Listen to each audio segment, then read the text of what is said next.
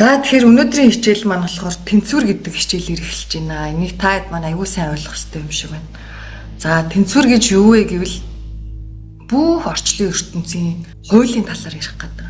Энийг монголчууд бид нэр орчлонгийн жам гэж ярьдаг. Жам ёс тий.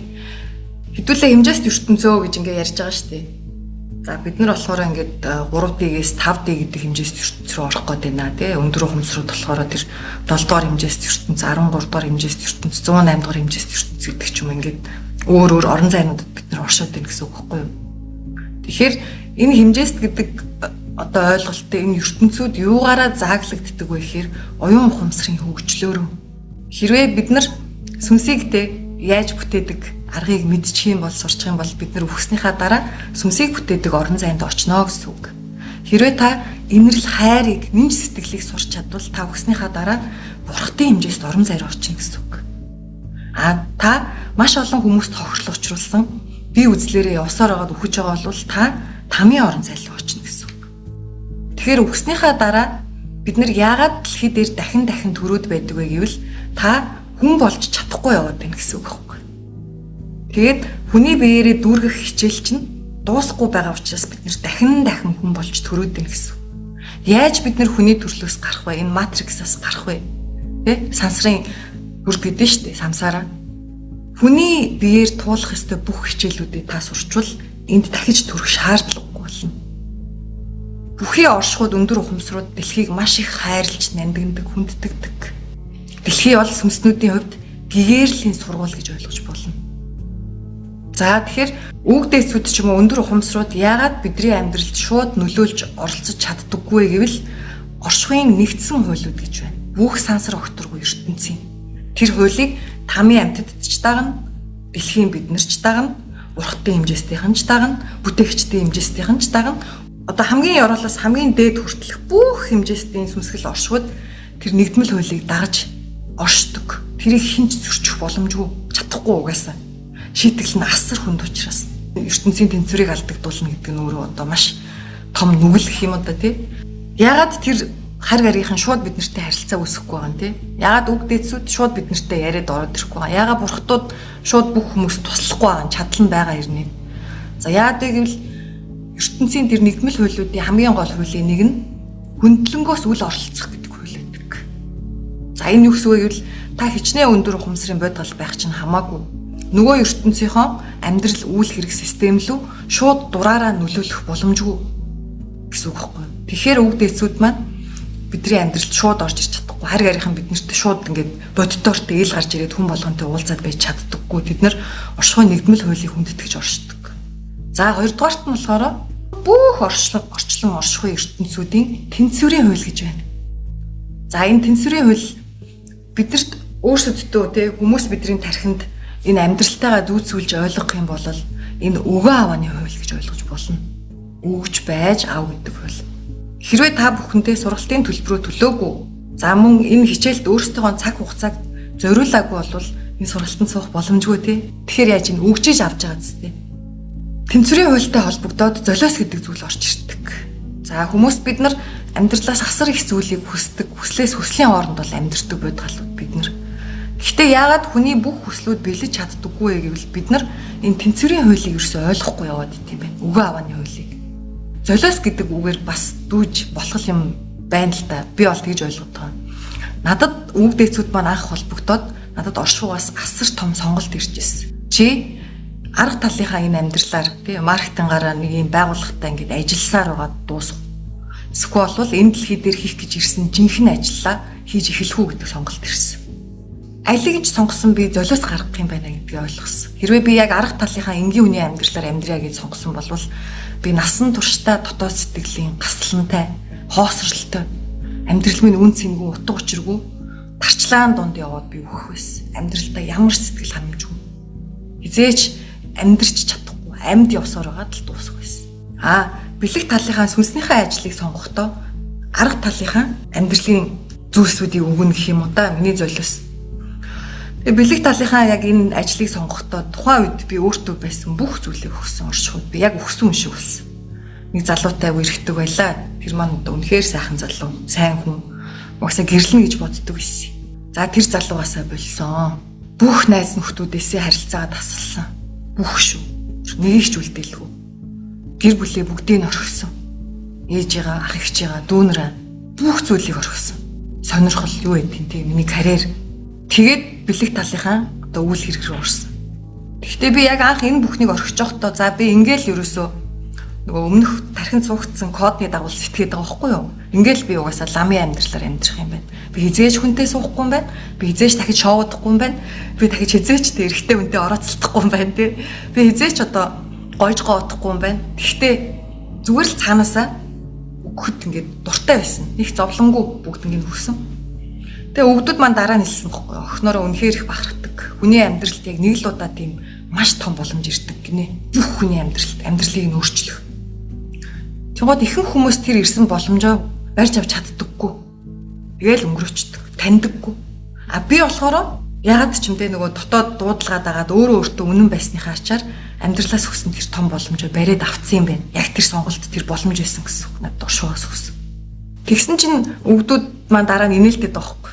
Йоо чичээстэй тий баг гэлмагийн амьдралаар амьдраад үсмөсөө усна гэж бодож ирсэн тий хаа гэж шоолж инээлдэд. Тухайн үед угаасаа би тэгнэ гэж бодож ирсэн.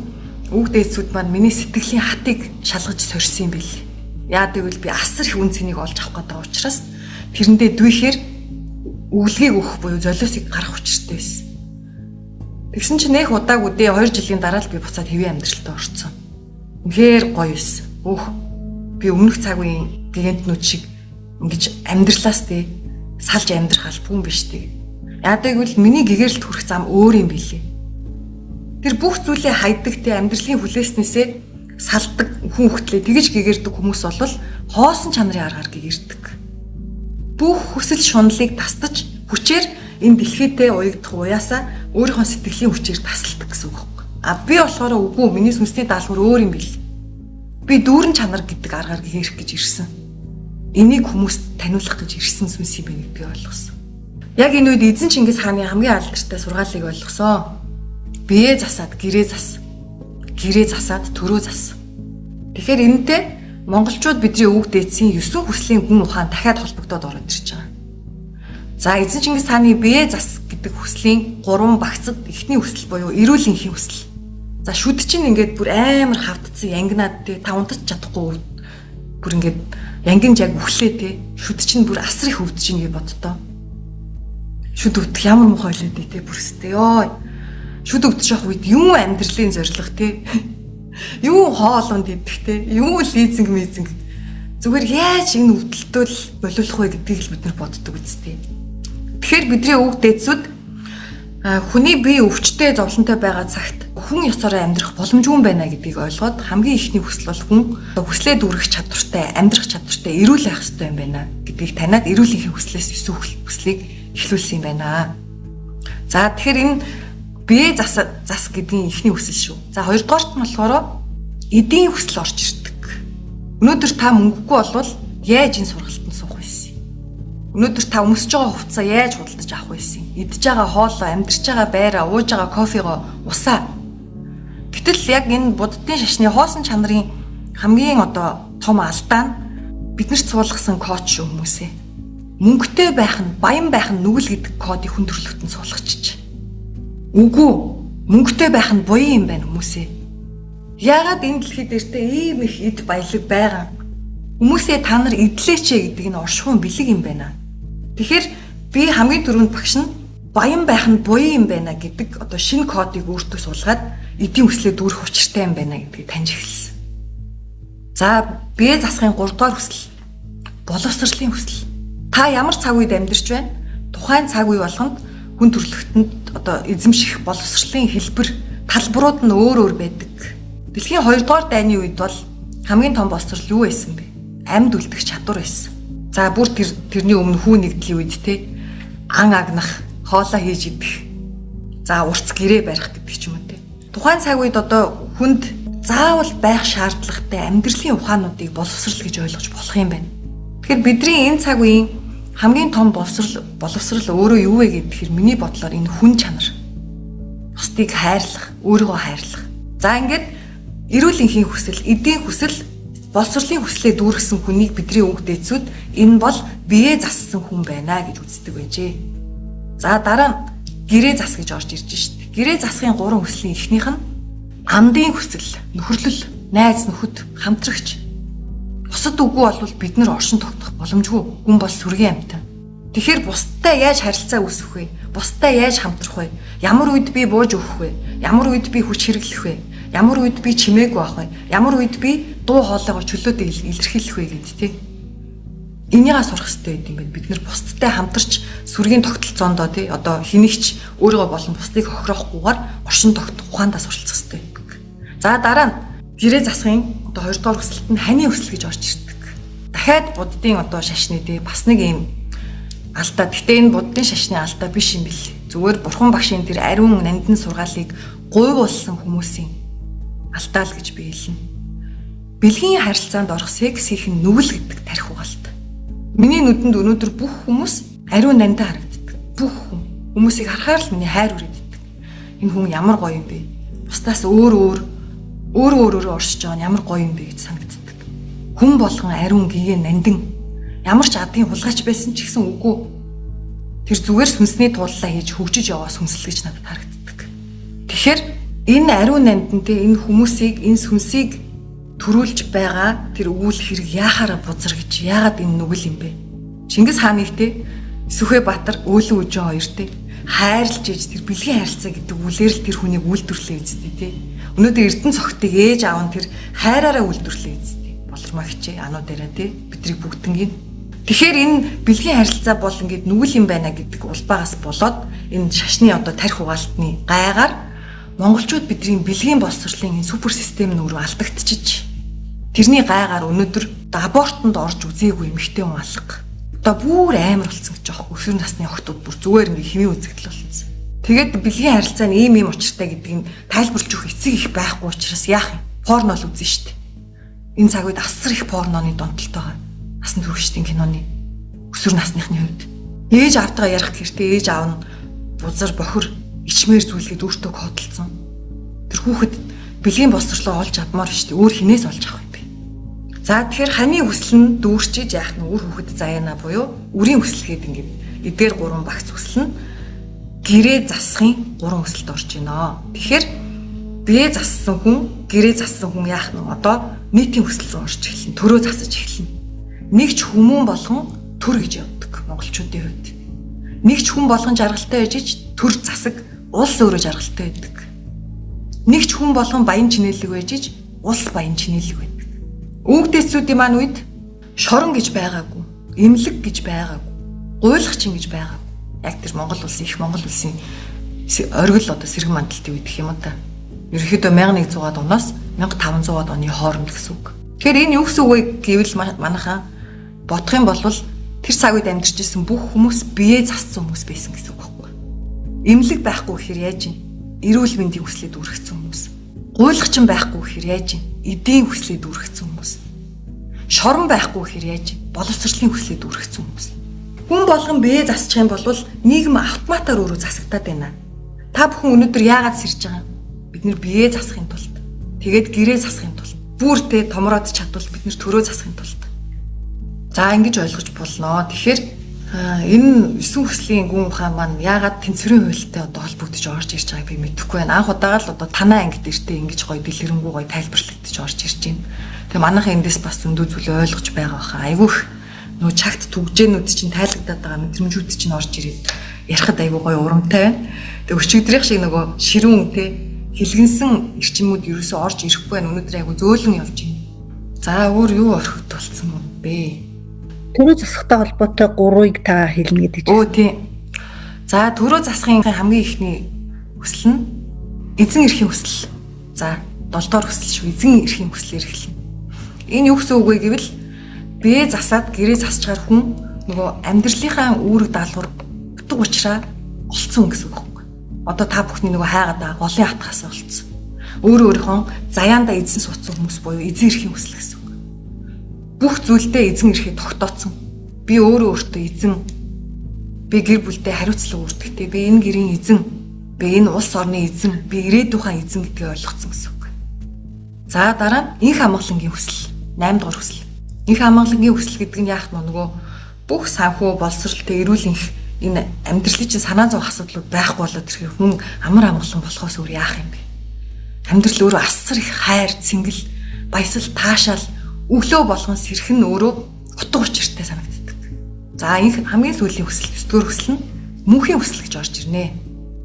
За энэ өмнөх 8 хүслээ дүүргэсэн хүн бол гэгэрхэн тодорхой. Бөөдөр буугаад байгаа онгод тэнгэрүүд үг дээсүүд гэж хийн. Гэгэрсэн сүнслүүд байхгүй юу?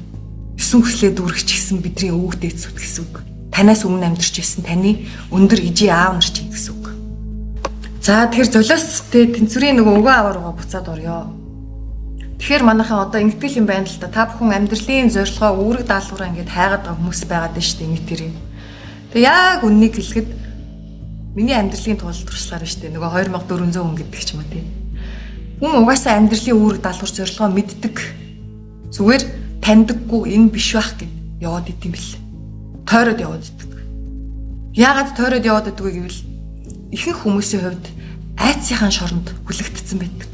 Айцынхаа гав гинжинд дөнгөлөгдчихсөн. Хэрвээ би энийг хийх юм бол лизингээ яаж төлнө? Хэрвээ би энийг хийчих юм бол хүмүүс намайг юу гэж бодох вэ?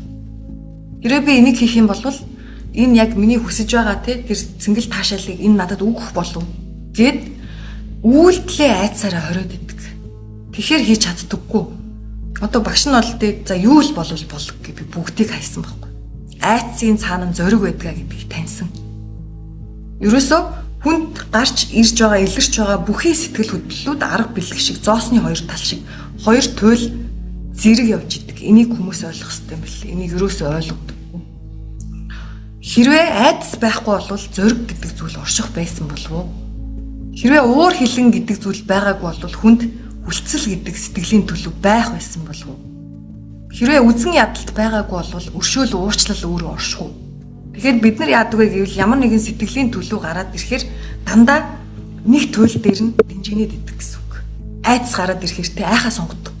Зоригийг сонгож чаддаггүй. Угаасаа нөгөө талд нь зориг байгаа гэдгийг мэддэггүй. Харамч зан гараад ирэхээр тэ яг нөгөө талд нь өгөөмөр аран шиг хүнд байгаа штэ гэдгийг мэддэггүй. Энд өгч явахор гэд тэ харамлаад нарийн тат суугаад идэг. Тэгэхээр ерөөсөө л бод танд илэрч байгаа бүх зан аран шин сэтгэл зүйн төлөвүүд чинь хоёр туйлтайгаа зэрэг гарч ирдэг гэдгийг ойлгоо. Ерөөсөө энэ амьдралын үүрэг даалгавраа одоо биелүүлэхэд бидний бүх ёстой өглөг юу байдаг вэ гэхээр амьдралын зарим нэгэн талбаруудын золиос байдаг. Гэхдээ энэ золиос гэдэг нь муухай зүйл ерөөсөө биш. Таны цаг хугацаа. За хэдүүлээ англи хэлийг та маш супер сурмаар байна гэд бодъё л доо жилийн дотор. Тэгэхээр өглөөний нойроо бид нар хасгаас өөр яах юм бэ те? Унтах цагаа бид нар оршихуд өргөл болгож иж золиосонд өгж иж тэр унтахаасаа ядаж 2 цагийн өмнө босоод шинэ үгнүүдээ зээжлээд английнхаа дүрмийг сурж иж бид тэр англи хэлийг сурна шүү дээ. Шоудаад зугаацаад явах цагаа тий. За нэг англи хэл дээр нэг сабтайтлгүй кино үзээд сонсголоо сайжруулчих та гэд. Зугаацах цэнгэх цагаа бид нар оршууд өргөл болгож иж тэр англи хэл үзэхдээ англи хэлийг сайжруулах гэдэг боломжийг олж авч штэ. Та жингээ хасъя гэж байгаа бол хоолоо танан тий. Хөдөлгөөн дургуйч гэсэн та хөдөлгөөн хийхээс өөр аргагүй. Гицээ цатгахын оронд те гиц цатгах гэдэг таашаалын оронд та өсөглөн гэдэг зовлон сонгохоос өөр аргагүй байхгүй. Тэгэхээр хүслээ биелүүлье гэж бодож ивэл манайхаа наад хүсэлт чинь ямар өглөг шаардлагатай вэ гэдгийг хамгийн түрүүнд тань. За хүн болгоны өглөг зориулга өөр байдаг. Адилхан байх албагүй. Одоо та бүхэнтэй над шиг надтай адилхан ингэж бүх юмаа золиослох албагүй байхгүй. Өөр байж болно. Яг монголчуудыг хараад хахаар хүүхдүүд айгу буруу эрхлүүлээд байд юм аа нийтээрээ. Хамаг юм энэ орж урдуур нь хийгээл тэгэл хүссэн болгоныг авч өгвөл тэгээ тэрүүгээрээ дамжуулаад ямар ч арчаагүй чадваргүй хүнийг л бүтээж идэг. Бусдаас хараад өөрийнхөө хүчинд итгэдэггүй, өөрийгөө асуудлыг шийдэх чадвараа олж таниагүй. Зүгээр л насаараа эцгийнхаа мөмнөс зүгтээстэй. Тэгээ эцгийнх нь амьдралын асуудлыг өмнөр нь орж шийдэж өгөөд байх тусам тэр хүүхэд өөрийгөө би асуудал шийдэх чадваргүй гэдэг код сууж идэг. Үр хүүхдүүдэд та хэдий ч нэх эд хөрөнгөөр булан те хэдий ч нэх нэг тоглоом нэвтрэнгуут л шууд дараачихыг аваад өгчдөг те. Хүүхдүүд хичнээн их тоглоомтой байх тусмаа хайрладаггүй шүү дээ. Асар их эвдэлн хаяна тоохгүй. Энэ цааваараа яаж байгаа гэвэл энэ хүн эдийг хайрлах ухаангүй, эдийн боловсралгүй хүн болж хүмүүжиж байгаа гэсэн үг. Тэгэхээр тэ хүүхэд чинь ингээд хүсээд өрөвдөлтэй нүдийг нь тэ хараад та төвчиж өнгөрөхтэй, зангарахтай хатуу хайрыг үзүүлэх нь таны хувьд одоо хүүхдийн төлөө оршихуйд өгж байгаа өглөг болж таарах гэдэг нь шүү дээ. Энэ зовлонтой мэдрэмж чинь, энэ төвчл чинь, хүлцэл чинь тийм байна. Тэгэхээр та бүхэн тэнцвэрийн хуулийг сайн ойлгох. Орчлон ертөнц өөрөө тэнцвэр дээр оршдог. Мөнхөд тэнцвэрлүү тэмүүлж байдаг. Тэгэхээр өглөг өгөөгүй цагт та юу ч авах эрхгүй, боломжгүй. За энэ дээрээс гадна бэлэг гэдэг зүйл байдаг шүү. Бэлэг болвол зүгээр. Бэлэг болвол та одоо амьдрсныхаа гавьяа одоо шагналыг нэмэлтээр авч ийн гэх юм уу те.